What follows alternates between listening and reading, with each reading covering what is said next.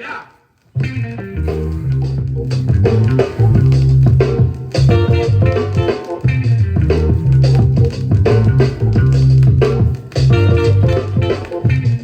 What's up? How's it going? It's my first time doing a video in a while. First up, meters on the platter. I'm home from college for the summer. Celebrating a little bit this week, letting loose. Man, I had a busy year, crazy busy year. Pretty fruitful though, in my opinion. A lot of stuff happened, a lot of good stuff for me. And yeah, it was a great year. And I got a little stack to show. But yeah, this is just one of my favorite records ever to just throw on and enjoy. This is a beater copy, but I still throw it on. Like this might be my most played record in my collection, and it's freaking beat. Doesn't sound that bad though. Oh man, don't get me started on this record. Let's get into it. I've had a lot of luck with foreign pressings. Pretty random and strange, but super cool. So yeah. This is accumulated of, I don't know, since after Christmas. That was the last time I made my video. And got a few records. Got some pretty good stuff. So first off, Coco Harem. This is not a first pressing, or maybe it is. I don't know. I just seen this around and I saw it when I was on a little vacation over spring break in just a local shop where I was staying. Thought I would pick it up. Pretty cheap. It's just like cool prog psych-ish. It's like, yeah, what year is this? Probably 67? 68, 69, I don't know. But I love this Darren label. I love how it looks. I love that old color. It's so nice. So yeah, I haven't really listened to this that much. I did give it a spin, but yeah, pretty good. There's one hit on here. I don't know which one it is, honestly, but... And this cover too is killer. That's freaking crazy. So yeah. Then another one I picked up at that same spot. Really cool. This one I was like, this is a cool find. So Curtis Mayfield, self-titled. This is a first German pressing. That label is super sick. This is in the shrink still. I decided to leave it on. It's a funk record. Usually I take shrink off my jazz records just because I'm weird, but I mean, anything else I'll leave it on because it's kind of cool. Yeah, we got a little price tag there, but yeah, this is a German pressing, and apparently the previous owner, my dog is barking, I don't know if you can hear it, but previous owner was stationed in Germany during a war. I don't know, but he just like bought a bunch of records there and brought them back and then sold them to this shop. And so this one was great find. This label's freaking crazy too, and all of them were completely mint. This thing is clean and it sounds incredible. Honestly, the Germans know what they're doing when it comes to sound quality. So yeah, Curtis Mayfield, dude, he is such a funky person. I mean, obviously Superfly, everyone knows that. Roots is another good one. Yeah, Get On Up is on this. It's just fire completely. Oh shoot, I'm messing up the string here. I showed one of my bass friends at school Miss Black America, because there is towards the end of the song, the bass just starts grooving really hard, and just the line is freaking crazy. It's really nice, but he ended up learning it. So that was cool. But yeah, Curtis Mayfield. on Buddha Records. Really, really good stuff. Super glad I could find this one. Next up, this was I just bought this the other day. Pretty good price. Just thought it was a cool find. Moods, Paul Quinn. This is not a first pressing, or else it would be the drummer. But I mean, it's in mint condition. I just listened to it just a little bit ago. It's really good. It has this tape around the edge, which I was originally going to try to get off, which I did on the spine because I wanted to read it. But it is so hard to get off, and it's just like not worth it. So yeah, it's funny. The 2 MRC records I own. Look at that gloss. Man, I'm such a sucker for the freaking gloss. But the other MRC record I own, which you may recognize, is Sarah Vaughan, first pressing.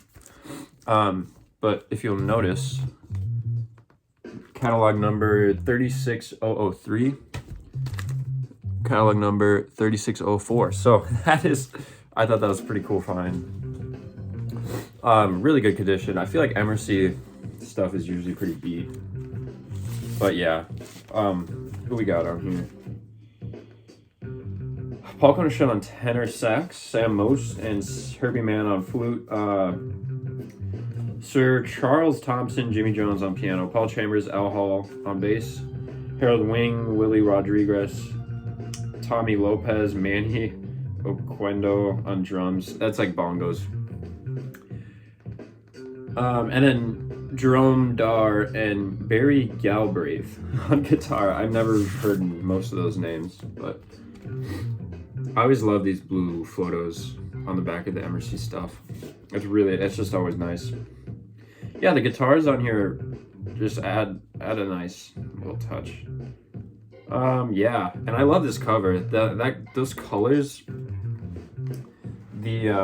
just like the tan and then the blue, especially in person, it really stands out. I really like this cover. Yeah. So I thought that was a pretty good find. Yeah. Just recent. The other day. I was in an antique store. So I picked it up. Yeah. Paul Quinn. Really good stuff. Next up, Booker Little. This may look like an original pressing, but, well, I think it actually is an original Japan pressing, or maybe later Japan, I don't know. Nonetheless, Japan pressing. Found this also in an antique store. It was in good condition, and it was like $10. And you can't go wrong with Booker Little. He plays some monster solos. Super long, super drivey. And the thing about this one is the lineup. Wynton Kelly on piano. Tommy Flanagan also on piano. Scott LaFaro on bass, and Roy Haynes on drums. Now that's a rhythm section. Like, that is killer rhythm section. I love this cover too. As a trumpet player, obviously appeals to me. But yeah, label's pretty cool. I couldn't find much on it, this specific pressing, but super good. What tunes are on here? Opening Statement, Minor Suite. Minor Suite was, I think that might be my favorite track. BT's Minor Plea, Life's a Little Blue, The Grand Valse, Who Can I Turn To? That's a good tune too.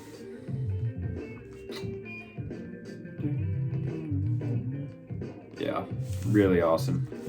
And something I love about this one, I love these Japanese inner sleeves. It's always just so cool. I can't read any of it, obviously, but yeah. Original US, go for $200-300. So I also believe they're gatefold. This is not a gatefold, but yeah, pretty cool stuff. So Booker Little, self-titled. Next up, this is the best find I've ever had in an antique store. I was also on vacation again. I didn't have much time to go out and buy records in college. I didn't have a car, and the record store in town is not good for what I like.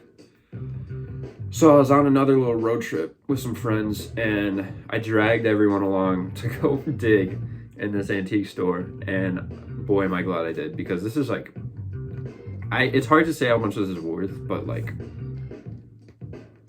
really rare, like some really rare stuff. So, and obviously antique store, it was cheap. They didn't know. So, man, I can't believe I have this one. Go man, Sonny Chris. Woo! Come on now. This is a very first Japanese pressing, which I also can't, like, these foreign pressings are just coming everywhere. But the thing about this is that it's deep groove. It's still a deep groove pressing. So it's very first Japan. And first US of these. Impossible to find. Insanely expensive. Insanely expensive. And it's got this thin Japanese cover, as they usually do. This cover is pretty rough, I'm gonna be honest. But that photo is really cool. And her finger right on the exclamation point. I just like that little thing. And this is basically just a freaking blowing session. Yeah, it's just a bunch of standards. Really good album. Sonny Chris, I would say he's underrated. He has a really bright and really vibrato heavy tone, and really just straightforward, just like that's how he played. Like, yeah, really good bebop lines. This first track, Summertime. Wow, that thing, I love how he does his solo on that. It's really killer. Really melancholy, bluesy. Yeah, I could not believe when I found this, because any pressing of this is rare. And I don't know if you guys can estimate how much this is worth. The actual record looks pretty rough. It plays pretty well, because this is a really loud record, and also deep groove, so that helps. I don't know if you can see that. It doesn't look the best. Oh, it's hard to see. But it plays really well for what it is. So crazy fine. If you guys could let me know how much it's worth. I'm not gonna flip it. I'm just curious. I just like rare stuff. I've always been so interested in rare records and rare everything. So yeah, dude, I could not believe when I found this. And the music's great. Love this. That's awesome. So next one, this one was up there for me for top ones, because I had a repress for a long time, and I was like, man, it was warped pretty bad, and I was just like, I could really use a nice copy, a nice original copy. One popped up on Instagram. This was an Instagram buy. I jumped on it. Don Cherry, self-titled, or Brown Rice. This is not only a very first pressing, but it is a promo. Let's go. Yep, promo copy. Really weird. There's a lot of promos for this. I don't know if like there's a stash of them. I don't know if they just printed a bunch of promos, but promos are not that hard to find for this record. But I posted this one on my Instagram. It's incredible, this record. Incredible. The music is absolutely insane. Don Cherry, one of my favorite trumpet players of all time. Pretty cool gatefold too. Awesome cover. First track on here, Brown Rice. John Cherry's kind of singing really close to the mic. It's like kind of like ASMR, I guess.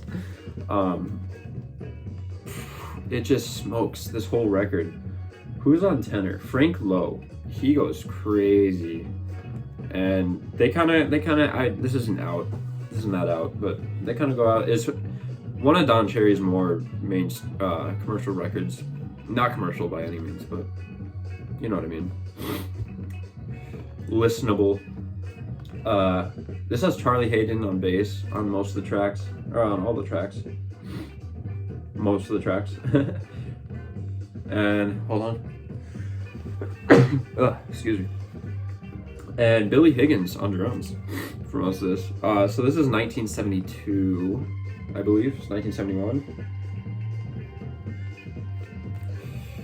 One of those years. Oh, what? 76. Never mind. So yeah, so this is a later thing. Yeah, so there's 4 tunes. Brown Rice, Small Cons, Chenrizig, and Deji Deji. Degi, I don't know.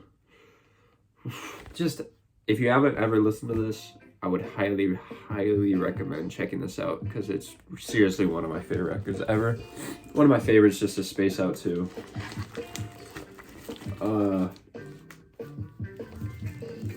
If I'm feeling a certain way, it's a good record to listen to. You know what I mean? Next up, these last two, Heat. This is an eBay buy off of an Instagram dude I follow. Strictly Headies. Shout out to you. Yeah, I saw this. It was sealed at an okay price. And I bought it, and it was sitting in my dorm room for months because I know I'm a player at my home, or at my dorm. It was at home, and it was just sitting there, and I was like, man, I really want to play this. So I got home over spring break, popped it open, blew my mind how good it sounded. I had never had a sealed record from like 60s. This was 1961. Blew my mind. Here's Lee Morgan. Woo! Freaking killer. Stereo copy first. Oh, US stereo. Man, look at that. Look at that laminate. Wow. And the lineup on this: Art Blakey on drums, Wynton Kelly on piano, Clifford Jordan on tenor. He kills it on here. Paul Chambers. And this is on VJ Records. VJ did a weird thing where they signed a bunch of really killer jazz artists, like jazz messenger artists. For a little bit, they had Wayne Shorter, Paul Chambers. Paul Chambers. Just at the beginning, it was really strange. Then it just kind of stopped. They did a few records. Lee Morgan has another record, Expubitant, or I think that's what it's called. But this one smokes. This first track, Terrible T, really gets me every time. It just speaks to me. All the tracks on here are great. And I mean, if it's sealed, it better be in great condition, and it was. I'm sorry, I feel like every time I make a video I'm stuffed up, but my allergies are going. VJ. Freaking killer. I am so glad I got this one. It's more of a rare Morgan record. I guarantee if it was the same thing but on Blue Note, impossible to find. I guarantee you. It's just the way the market is. And if you could find it, it would be charge you an arm and a leg. Guarantee it. Because this record's freaking crazy. I love this cover. Is also one of the most badass covers I've ever seen in my life. He's just stunting on us. Like, what the fuck? So cool. Oh, another cool thing about this one, it's got this sticker. Recording supervised by Sid McCoy, Jazz, A&R director. Art Blakey appears through the courtesy of Blue Note Records. I just think that's sick. That little sticker. Really cool stuff. Really nice. Yeah, this was a big one for me. So yeah. Here's Lee Morgan. Great stuff. I'm gonna flip this record.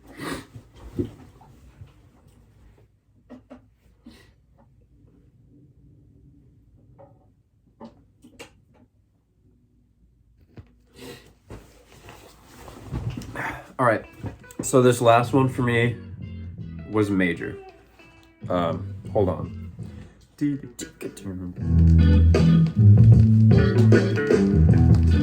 back. Yeah.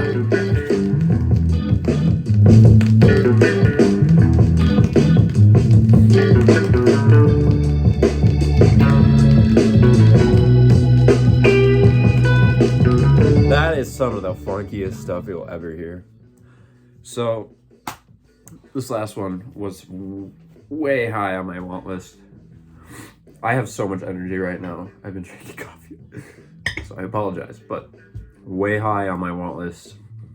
Was waiting for a good copy. There's a copy of this, a first US pressing in my local shop. Or no, it was a first stereo. $500. No. And it wasn't in that great of shape.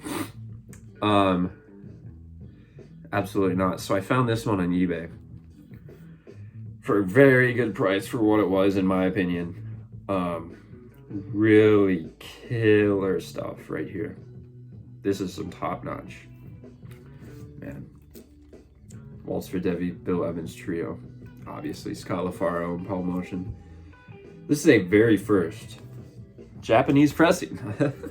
Got those foreign pressings going, but it's deep groove, as you can see. And this baby doesn't have a single mark on it, not a single mark. And so it sounds incredible. You are in Village Vanguard when you listen to this. Speechless. Oh my gosh. This was so cool for me to be able to have this now. And I kind of treated myself. I was like, you worked hard this year for college. I said, I'm going to splurge on this. And I did. And I'm so glad I did. First Japanese pressing. Underrated. If you can find a copy of this, I guarantee it sounds just as good, if not better, than the US ones. And I'm never gonna find a US one this clean ever in my entire life. And if I do, it's gonna be $2,000. Oh my gosh. Wow. Yeah, this thing is killer. I threw it on last night. I'm gonna throw it on after this. Seriously, some of my favorite jazz to ever be recorded. This album. It really just means a lot to me to have this, to be honest. Getting a little sappy about this record, but yeah, it's got this thin cover. Look at that back too. That's crazy. That's crazy. I would much rather have this than an okay shape US pressing of this. Because it's a quiet record. You can hear everything. You can hear everything. So, yeah. Obviously, first track, Foolish Heart, or My Foolish Heart. So pretty. So pretty. Waltz for Debbie, Due to Her Head, My Romance, Some Other Time, which is also like Peace, which is also like Blue and Green. Do, do, bo, bo. Excuse my singing, but man, this was major for me. This is major. I seriously love this record so much. My favorite. Last year, I would put it on in the car every single time it rained and I was driving because it's just a rainy day record. Oh my gosh. Awesome. I'm so glad I found this. Awesome. Super sick. I'm so stoked for this. You don't even know. So, yeah, Waltz for Debbie. Stone cold classic. So, yeah. That has been my little stack. I always show the stack, so I gotta show. Yeah. Look out for a jazz vinyl tag. I know a bunch of people are putting those up. I'll be putting mine up sometime. Yeah, I'm really happy with the stack, especially this Waltz for Debbie. Wow, like crazy. So yeah. Oh yeah, I got some stuff in my face since you last saw me too. But yeah, super cool. All right, I hope you all are doing well. I hope you all are enjoying this weather, because I sure am. After trekking through the dead of winter to get to class. I'm soaking this up. So yeah. Happy listening. Good vibes only. Peace, guys.